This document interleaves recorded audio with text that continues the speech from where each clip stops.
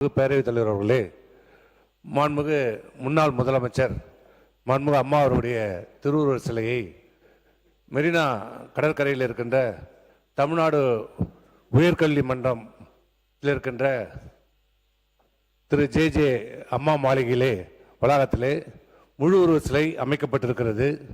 அந்த முழு உருவ சிலையிலே இப்போ பராமரிக்கப்படாமல் அம்மாவுடைய பிறந்தநாள் அன்று மட்டும் அரசின் சார்பாக மாலை அணிவிக்கப்படுகிறது.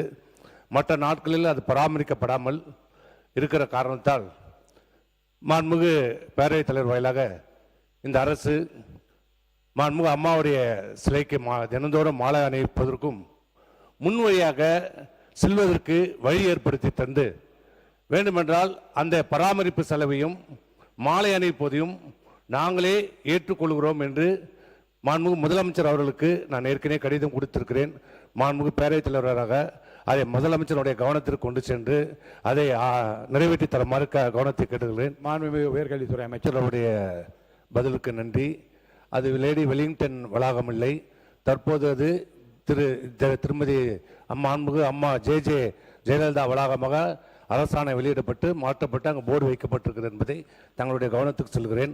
அதே போன்று மாண்புமிகு அம்மாவுடைய ஆட்சியிலே விழுப்புரம் நகரம், விழுப்புரம் மாவட்டம், கள்ளக்குறிச்சி மாவட்டம் மிகவும் பின்தங்கிய மாவட்டம், அதிலும் கல்வியிலே மிகவும் பின்தங்கிய மாவட்டம், மிகவும் பிற்படுத்தப்பட்ட தாழ்த்தப்பட்ட மக்கள் அதிகம் வசிக்கின்ற மாவட்டம், கல்வியிலே இந்த தமிழ்நாட்டிலே மிகவும் பின்தங்கிய ஒரு மாவட்டம் விழுப்புரம் கள்ளக்குறிச்சி மாவட்டம்.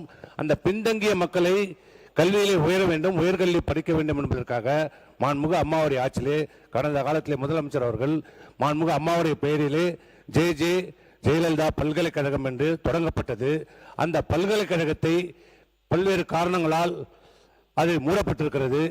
மாண்புமிகு இன்றைக்கு அமைந்திருக்கிற இந்த வெற்றி அரசு மாண்புமிகு அம்மாவுடைய பெயரிலே தொடங்கப்பட்ட அந்த பல்கலைக்கழகத்தை மீண்டும் அந்த ஏழை எளிய பிற்படுத்தப்பட்ட மிகவும் பிற்படுத்தப்பட்ட தாழ்த்தப்பட்ட மக்களுடைய உயர்கல்வி பயிலுவதற்கு வசதியாக அந்த பல்கலைக்கழகத்தை மீண்டும் தொடங்கப்படுமா என்பதை நான் தங்கள் வாயிலாக கேட்டுக்கொள்கிறேன்.